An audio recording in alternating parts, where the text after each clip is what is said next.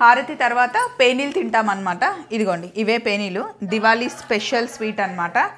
వేడి వేడి పాలల్లో చక్కెర వేసి పేనీలు కలుపుతాం. అలా అని బాగా మరిగే పాలల్లో వేస్తే కనుక అంత రుచిగా ఉండదు, కొంచెం చల్లగా అవ్వాలి. ఇందులో చక్కెర కలిపే లోపల చల్లగా అవుతుంది. బయట అందరూ వెయిటింగ్ అన్నమాట.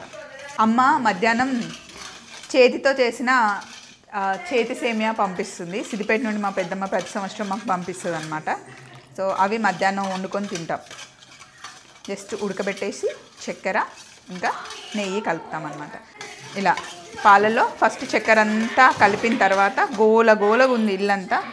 ఇప్పుడు ఇందులో పేనీలు వేస్తామన్నమాట. పేనీలు రెడీ. ఇప్పుడు అందరికీ ఇచ్చేయడమే అనమాట. ఇది అమ్మవారి దగ్గర పెట్టిన నైవేద్యం. అవి కూడా ఇందులోనే కలిపేస్తే అందరూ ప్రసాదం తిన్నట్టు ఉంటుంది. చలో మరి బాయ్ బాయ్. అందరికీ సర్వ్ చేసేయడమే.